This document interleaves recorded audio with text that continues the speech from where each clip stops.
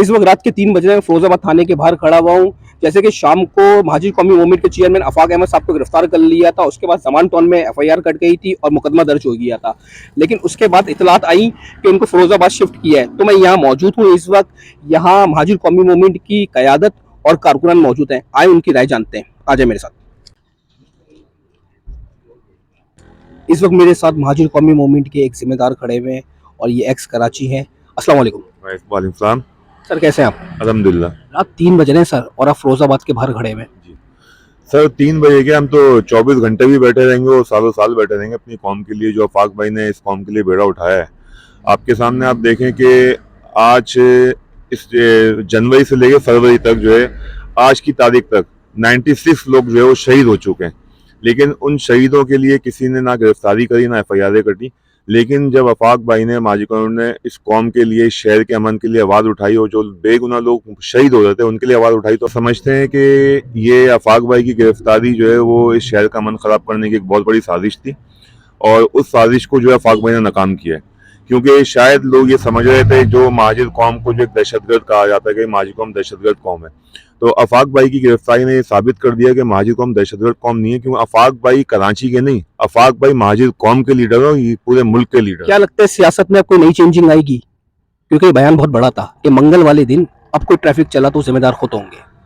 जी इंशाल्लाह इसमें चेंजिंग आएगी और इससे आप अंदाज लगा लें कि 48 घंटे के अल्टीमेटम के अंदर आज जो शहर कराची में जो अवाम ने निकल के एहतजाज रिकॉर्ड करा है पूरे शहर के अंदर, उस एहतजाज के बाद जो सिंध हुकूमत है या सिंध पुलिस है या ट्रैफिक पुलिस है या जो जो इस शहर को चलाते हैं, करते धरते हैं, वो इससे खौफजदा हो गए हैं कि 48 घंटे के अल्टीमेटम में जब आफाक भाई की कॉल के ऊपर अवाम रोडों पर आके एहतजाज रिकॉर्ड करा सकती है तो आगे क्या होगा। यानी कि मैं ये समझ सकता हूँ कि नया पेज खुल चुका है इस वक्त सियासत का। इंशाल्लाह सियासत का नया पेज खुले या ना खुले, लेकिन हम ये समझते हैं कि महाजिर कौम का नया पेज जो है खुल चुका है। बहुत शुक्रिया सर। इस वक्त मेरे साथ रिफत कुरैशी साहब खड़े हुए, अमन के सफीर। अस्सलाम वालेकुम। वालेकुम अस्सलाम व रहमतुल्लाहि व बरकातहू। सर आप आज फिरोजाबाद थाने में और इस रात के इस टाइम, इस पहर, ये का नमदो ये का नस्तीन, जैसे आपको पता चला होगा कि शहर की एक मशहूर शख्सियत आफाक अहमद साहब को जो है अरेस्ट कर लिया गया है और वो इस टाइम इस थाने में मौजूद है, फिरोजाबाद थाने में। तो वही देखने आया था मैं और पता करने आया था कि आफाक अहमद भाई ने तो जज्बाती बयान दिया जिसकी वजह से कराची के अमन को खराब करने की कोशिश की गई, मगर 128 लोग शहीद हो चुके हैं डंपर माफिया की वजह से। उन 128 लोगों का पुरसाने हाल कौन है, पूछने वाला कौन है?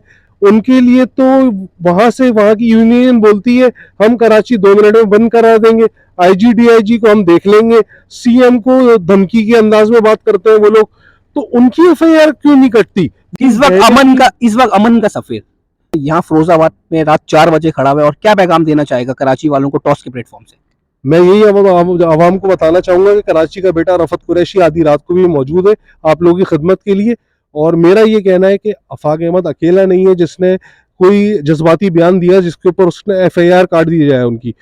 ये डंपर आफाक अहमद ने खुद नहीं जलाए, अवाम जज्बाती हुई है, अवाम रोडों पे आई है, अवाम ने जज्बातीपन के अंदर ट्रक डंपर जलाए और वो बिल्कुल सही जलाए क्योंकि 128 लोग शहीद हुए, उनका कौन पुरसाने हाल है? बहुत शुक्रिया। महाजिर कौमी मूवमेंट के साबका जिम्मेदार मेरे साथ खड़े हैं, लाइक साहब। अस्सलाम वालेकुम। वालेकुम अस्सलाम। लाइक भाई 4 बज रहे हैं रात के। जी हाँ, चेयरमैन साहब जो है महाजिर कौमी मूवमेंट आफाक भाई हमारे भाई हैं और उनको जो है इस वक्त अरेस्ट किया गया है। जो एक एफआईआर उन्होंने लॉन्च की है गाड़ियों की, जो जलाओ गिराओ जो हुआ है, लेकिन वो गिराओ जलाओ जितना भी हुआ है उसके अंदर जो लोग हादसात का शिकार हुए हैं उनके लायकीन जो है, जाहिर सी बात है जिसके घर का बच्चा मरेगा, कोई फर्द जो है इस दुनिया से जाएगा, फ़ानी होगा तो उसको गुस्सा आएगा। तो वो गाड़ियों को आग लगा दे, जला दे, तो उसके अंदर आफाक भाई का तो कोई वो नहीं है। मतलब सियासत का कोई ताल्लुक नहीं है और चेयरमैन आफाक साहब का कोई ताल्लुक नहीं है इस बयान से। क्योंकि देखिए आफाक साहब ने बयान दिया था कि मंगल वाले दिन अगर शहर कराची में भारी ट्रैफिक आएगा तो जिम्मेदार खुद होंगे।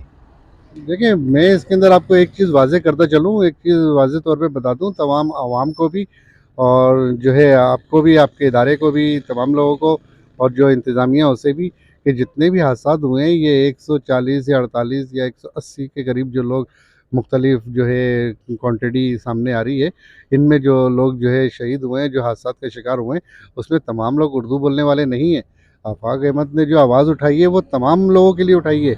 अगर एक घर का कफ़ील जो है वो जब नहीं होता और उसका घर परेशान होता है तो वो घर किसी उर्दू बोलने वाले का भी हो नहीं, सकता है। बिल्कुल इस चीज़ पर देखिए, हाँ, मीडिया और तमाम लोग, बल्कि कराची के सारे लोग इस वक़्त बराबर दुःख में शरीक हैं। जो लोग मरे हैं, उतना बड़ा गम तो कोई नहीं है। और क्या उम्मीद लग रही है? सुबह का सूरज आपके क़ैद बाहर होंगे? इंशाअल्लाह ताला मौक़िफ़ जो है हमारा दो टोक होगा कोर्ट में, अदालत के सामने, और इसके अंदर कोई ऐसा वो नहीं है कि आफाक भाई ने किसी को हिदायत की हो कि आप जाके कोई गाड़ी जला दें या किसी का सर फाड़ दें। ऐसा ना पहले कभी उन्होंने कहा है, ना वो कभी आइंदा कभी कहेंगे। और इसके अंदर जो है ये गैर जानिबदाराना तौर पे जो डंपर माफिया, उनके कहने पे, उनकी ख्वाहिश के ऊपर उन्होंने अल्टीमेटम दिया इंतज़ामिया को कि हम कराची को चारों तरफ से बंद कर देंगे। अब ये आप देखें कि इतनी बड़ी बदमाशी कि वो कराची को चारों तरफ से बंद कर देंगे। इतने जो है वो पावरफुल हो चुके हैं कि इंतज़ामिया को वो तड़ी लगा रहे हैं और इंतज़ामिया मजबूर होकर घुटने टेक रही है। और आफाक अहमद साहब के ख़िलाफ़ जो उन्होंने चेयरमैन साहब के ख़िलाफ़ एफआईआर लॉन्च कर दी, और वो भी एटीसी कोर्ट के अंदर उन्होंने कर दी। ये तो बिल्कुल नाइंसाफ़ी है। बहुत शुक्रिया। आप मुझे ये बताएं, इंसानी जानों से ज़्यादा नुकसान किसी का हुआ है? इंसानी जानें जिसका अल्लाह ताला फरमा रहा है कि जिसने एक इंसान का कत्ल किया उसने पूरी इंसानियत का कत्ल किया। आप मुझे ये बताएं कि ये जो 108 लोग, इस पे तो पूरी दुनिया ख़त्म हो जानी चाहिए। इसके ऊपर किसकी एफआईआर कटनी चाहिए? हुक्मरानों की, या वो लोग जो टैंकर माफिया के जैसा चेयरमैन आफाक अहमद भाई ने कहा था कि मालकान है? क्योंकि ड्राइवर तो जाहिर सी बात है वो मजदूरी कर रहा है, तो फिर इसके बदले ये 108 लोगों के जो मालकान है उनकी भी एफआईआर होनी चाहिए। तो आप लोग कब तक खड़े रहेंगे यहाँ? हम जब तक खड़े रहेंगे जब तक चेयरमैन आफाक अहमद भाई को रिलीज नहीं किया जाएगा। रात के इस पहर तकरीबन 4 बजने वाले हैं। यहाँ मैंने कारकुनों की राय जानी, कायदीन की राय जानी। वो कह रहे हैं कि जब तक हमारे चेयरमैन, महाजिर कौमी मूवमेंट के चेयरमैन आफाक अहमद साहब बाहर नहीं आते, हम यहीं बैठे रहेंगे। टॉस टीवी से उमैस हुसैन को इजाज़त दें। अल्लाह हाफिज़।